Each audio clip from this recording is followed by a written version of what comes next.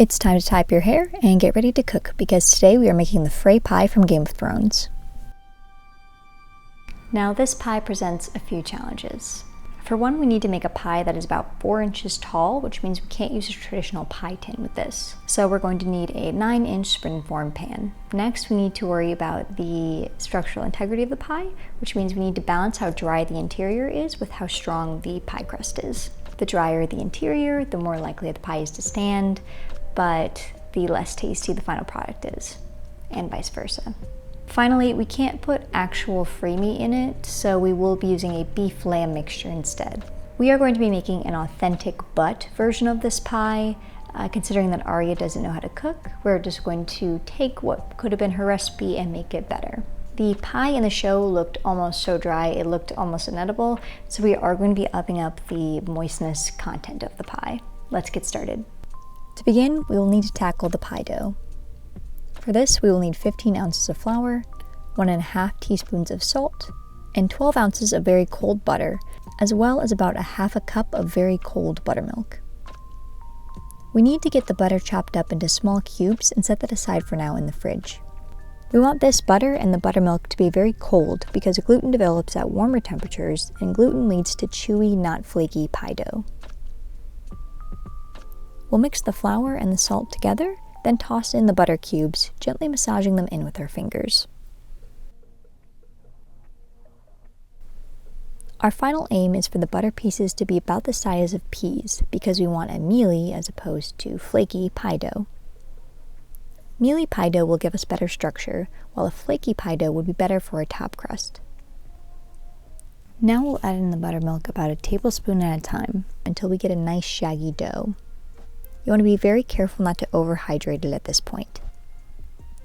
We need to let this finish coming together on a work surface and then separate about 1/3 of it to save for the top crust of the dough. In my case, I ended up with about 29 ounces of total pie crust, so I separated about 9 ounces for the top crust. We can now wrap these up in plastic wrap for the dough to rest and hydrate in the fridge while we tackle the vegetables. For the interior of the pie, we're going to be chopping up about 2 medium carrots, 1 large onion, and 1 medium turnip, as well as about 8 ounces of mushrooms. For the meat, we are going with 1 pound of ground lamb and 1 pound of ground beef. To start, make sure you have a bowl set to the side for vegetable scraps, as well as a bench scraper for cleaning. For these knife cuts, we don't need to be so precise to the point that we're wasteful, but we do want these to be small and roughly the same size. For the carrots, we'll need to peel them and cut them about in half, right at the point where they naturally start to taper off. At that point, it'll be much easier to simply cut them into matchsticks, which you can then cube. Set those aside, clean off your workstation, and then we can tackle the onion. To chop an onion, cut it in half through the root end, making sure to leave that part attached.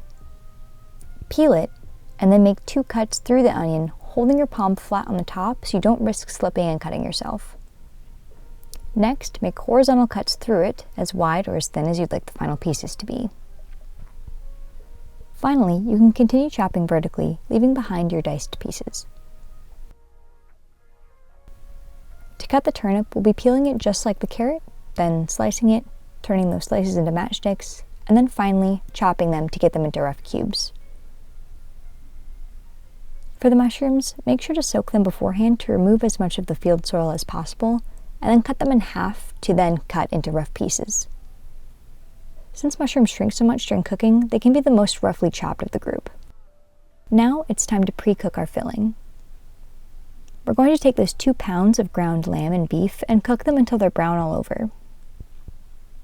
It's important to cook this filling beforehand because it ensures you can control the amount of moisture in the inside of the pie, and because ground meat should always be cooked all the way through, since the increased surface area means it's a potential breeding ground for bacteria.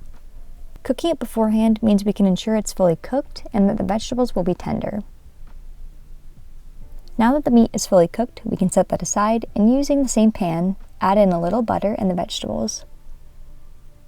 We want to use the same pan because the fond, or brown stuff, can be added into the final pie, adding to its flavor.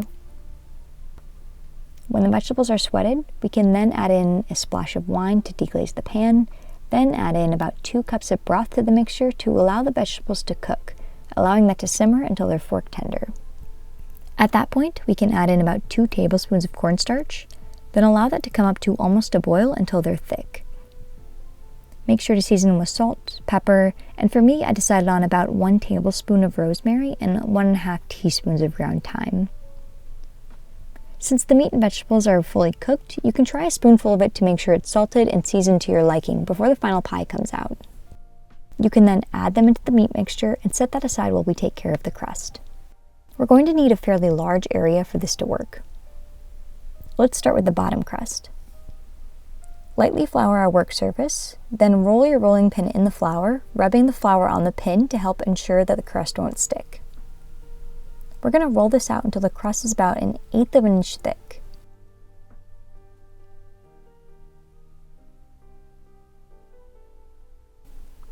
You can practice feeling the top of the crust with your hand while it's thick versus the final product, and notice how differently it feels. We're then going to take a bench scraper and go around the outside of the crust, making sure it isn't sticking to our work surface. Then, roll it over our pin like this and use that to drape it into the pan.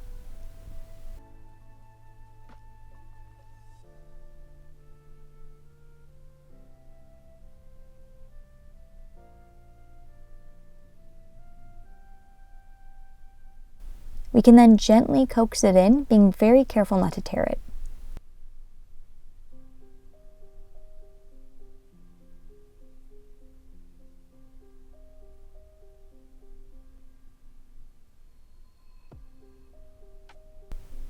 While this looks like a lot of overhang, it's very important to simply leave it for now, as it helps the dough from shrinking. We're then going to add in a sheet of parchment to the bottom and fill that with pie weights. In my case, I'm using some white rice I have at home. You want it to be heavy enough where it can comfortably keep the parchment down, but not so thick that it keeps the bottom from cooking. This is going to go into a 400-degree Fahrenheit oven for 10 minutes, after which we'll take out the pie weights, poke the bottom with a fork quite a few times, and then bake it for another 10 until it's pale brown. We're then going to carefully scoop in our filling the pie about 3/4 of the way full.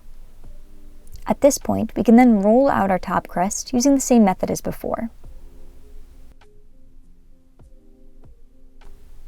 To close the pie, we need to place the top crust on, then carefully tuck it under the other crust. Then, cut some vents in the top of the pie so that it doesn't burst in the oven. We also need to make sure to bake this on a sheet tray in case it leaks. It's going to be baked in a 400-degree Fahrenheit oven for about 25 minutes until the top is golden brown and the inside is bubbly. You can always brush it down with an egg wash of 1 egg plus 1 tablespoon of water to ensure that the top gets a lovely color.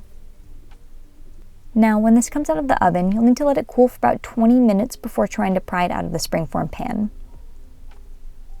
I used the method of placing the springform on top of an upside-down container and trying to slide off the springform from the bottom that way. If you're more careful than me, then you can avoid accidentally taking a few pieces of the crust with you. Now, onto the pie itself.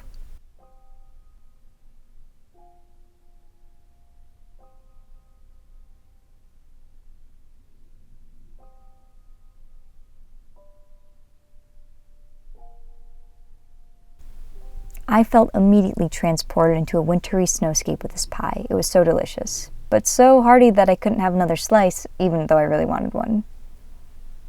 While I don't think it would be worth carving up your own Freys for, I think you should definitely give it a try at home and see if you don't feel ready for a trek to King's Landing afterwards.